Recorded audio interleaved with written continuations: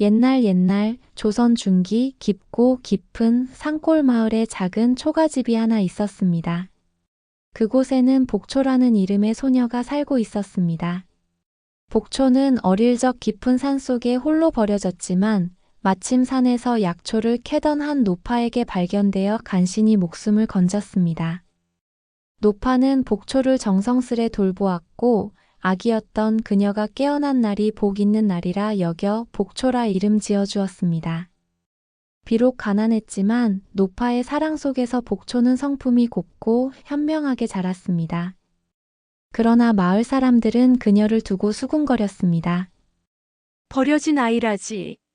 어쩐지 어두운 기운이 돌아. 하지만 복초는 그런 말을 마음에 담지 않고 매일 산에 올라 노파에게서 배운 약초를 캐고 다니며 조용히 살아갔습니다. 특히 그녀는 노파가 물려준 낡은 의서를 늘 품에 안고 다니며 밤마다 달빛 아래 약초 그림과 설명을 익혔습니다. 그러던 어느 해 마을에 끔찍한 역병이 돌았습니다. 역병은 순식간에 퍼져나갔고 많은 사람들이 목숨을 잃었습니다. 관아에서도 방법이 없어 발만 동동 굴렀습니다. 그 모습을 본 복초는 조용히 노파에게 말했습니다. 할머니, 제가 산에 가서 복심초를 찾아올게요. 이 의서에 따르면 복심초가 역병을 멈출 수 있다고 했어요. 노파는 걱정했지만 복초의 결심을 막을 수 없었습니다. 복초는 험준한 산속으로 들어갔습니다. 밤낮을 걸으며 고된 여정을 이어가던 어느 날 복초는 달빛이 환하게 비치는 깊은 계곡 아래에서 귀한 붉은 복심초를 발견했습니다. 기뻐하며 복심초를 조심히 캐내었지만 너무 피곤한 나머지 발을 헛디뎌 계곡 아래로 굴러떨어지고 말았습니다. 정신을 잃고 쓰러진 복초를 발견한 사람은 바로 이도연이라는 청년이었습니다. 도연은 몰락한 양반의 아들로 집안의 억울한 누명을 피해 깊은 산속에 숨어 살고 있었습니다. 그는 상처 입은 복초를 정성껏 치료해 주었습니다. 며칠 후 정신이 든 복초는 자신이 그토록 애써 구한 복심초를 도연이 마을로 가져가 역병에 걸린 아이들을 구했다는 이야기를 들었습니다. 당신 덕에 많은 아이들이 살아났소. 도연의 말에 복초는 처음으로 자신의 삶이 누군가에게 귀한 의미가 있음을 깨닫고 눈물을 흘렸습니다. 복초와 도연은 이후 작은 약초방을 열었습니다. 그들은 가난한 사람들에게는 약을 나눠주고 형편이 되는 이들에게는 값을 받았습니다. 처음엔 꺼리던 사람들도 곧 두 사람의 진심을 알아차리고 마음을 열었습니다. 어느덧 복초와 도연은 마을의 존경을 받기 시작했습니다. 그들은 함께하는 시간이 많아지며 서로에 대한 마음도 깊어졌습니다. 도연은 복초에게 말했습니다. 이 깊은 산골에서 당신을 만난 게 내 삶의 가장 큰 선물 같소. 당신과 함께 같은 길을 걸어가고 싶소.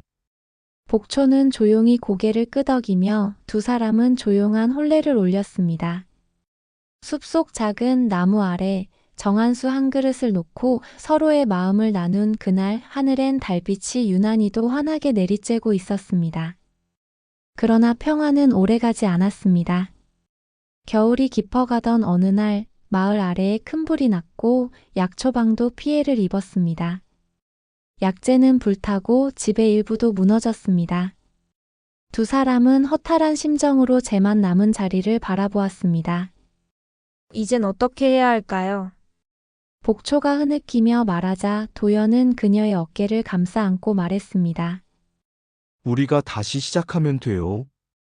우리는 손이 있고 마음이 있고 서로가 있어. 그들은 마을 사람들의 도움을 받아 약초방을 다시 세우기 시작했습니다. 이때 복초는 자신이 그동안 정리한 의서를 바탕으로 복초초방기라는 책을 쓰기 시작했습니다. 병에 따라 어떤 약초가 좋고 어떤 음식이 도움이 되는지를 담은 책이었습니다. 그 책은 나중에 인근 고을의 의원들까지도 참고하게 될 정도로 정성이 담긴 지침서가 되었습니다. 그러던 어느 날 궁에서 사람이 찾아왔습니다. 복초가 사실 권력 싸움 속에서 사라진 왕실의 피, 버려진 공주였다는 사실이 드러난 것입니다. 당시 왕실 내부의 정쟁이 심해지며 신생아였던 복초는 안위를 위해 궁 밖으로 보내졌고 극소수의 사람만이 그 사실을 알고 있었던 것이었습니다. 궁에서는 복초가 살아있다는 사실을 뒤늦게 알게 되었고 그녀를 다시 궁으로 데려가려 한 것이었습니다. 마을 사람들과 도연이 그녀를 보내지 않기 위해 나섰지만 모두가 위험해지는 것을 볼 수 없던 복초는 어쩔 수 없이 모두를 지키기 위해 스스로 궁에 들어가기로 결심했습니다. 복초는 궁에 도착한 뒤 차가운 시선과 냉대를 받았습니다. 오랜 세월 외지에서 지낸 탓에 정체성도 잊힌 듯했고 궁 안에서는 그녀를 경계하는 시선이 많았습니다. 그러나 복초는 묵묵히 자신이 할 수 있는 일을 해나갔습니다. 그녀는 쑥과 감초를 섞어 찜질약을 만들었고 병약한 시녀들의 기침을 낫게 하였으며 피로에 지친 궁녀들에게는 산수유와 환기를 달인 차를 내어주었습니다. 점차 그녀의 진심이 통하며 궁 안에서도 신뢰를 얻기 시작했습니다. 결정적인 계기는 제조상궁의 병을 고친 일이었습니다. 복초가 건넨 약초차 덕분에 제조상궁의 병세가 눈에 띄게 나아졌고 그 소식은 중전을 거쳐 왕에게까지 전달되었습니다. 왕은 그녀를 직접 불러 이야기를 들은 뒤 복초의 지혜와 정성에 감동하였습니다. 복초는 그 기회를 놓치지 않고 왕 앞에서 무릎을 꿇고 간청했습니다. 저는 마을에서 가난한 이들을 살피던 의원이었사옵니다. 궁의 의학이 너무 귀족과 건세가에게만 집중되어 있는 것이 안타깝습니다. 부디 저의 약초방에 궁의 지원을 허락해 주신다면 더 많은 백성을 살릴 수 있을 것이옵니다. 왕은 한참을 고민하다가 조용히 고개를 끄덕였습니다. 그대의 진심을 느꼈습니다. 궁의 지원을 허락하겠습니다. 하지만 그렇다고 해도 공주의 신분으로 궁을 벗어날 수는 없으니 궁에 머물며 백성을 살필 수 있는 방도를 함께 강구합시다. 한편 도연은 복초가 궁에 있다는 사실을 전해 듣고 불안한 마음을 품고 있었습니다. 복초의 안전이 걱정되어 한밤중 궁의 근처까지 숨어들었고 궁에서 일하는 약초 상인에게서 그녀가 병약한 궁녀들을 돌보며 신뢰를 얻고 있다는 이야기를 엿듣게 되었습니다. 안도의 한숨을 내쉰 도연은 궁의 담장 가까이에서 복초와 잠시 마주쳤고 둘은 마음을 나눈 후 조용히 말했습니다. 그대가 있는 곳이 어디든 나는 곁에 있을 것이오. 궁에서도 백성을 위하는 그대라면 나는 기다릴 수 있어. 복초는 도연의 손을 꼭 잡으며 말했습니다. 조금만 기다려주세요. 내가 할 수 있는 일을 다 마친 뒤 반드시 돌아갈게요. 우리의 약초방은 아직 끝나지 않았어요. 그리하여 복초는 왕의 허락 아래 각 고을의 약초방의 지원을 받을 수 있는 시스템을 마련하였고 그 첫 지역으로 그녀의 마을이 되었습니다. 마을은 더 이상 외진 산골이 아니라 생명을 구하는 의원과 약초 지식이 넘치는 중심지가 되었습니다. 복초는 궁에서도 백성들을 치료하며 민이라는 별칭을 얻었고 후에는 궁 안의 후궁들과 궁녀들까지 그녀의 치료를 받기 위해 몰려들었습니다. 복초는 단지 병만 치료하지 않았습니다. 몸과 마음을 함께 돌보는 새로운 방식의 치료법을 정립한 것이지요. 그녀의 이름은 조정 내외로 퍼져나갔고 많은 사람들에게 귀감이 되었습니다. 세월이 흘러 왕이 죽고 공주의 신분에서 벗어난 복초는 다시 마을로 돌아와 도연과 함께 마을에 큰 의원을 세웠습니다. 가난한 이들이 언제든지 찾아올 수 있는 의원이었습니다. 두 사람은 많은 생명을 살렸고 마을은 점점 풍요로워졌습니다. 그 무렵 두 사람 사이에는 사랑스러운 딸아이가 태어났습니다. 이름은 도복희. 도연과 복초 두 사람의 이름에서 한자씩을 따서 지은 이름이었습니다.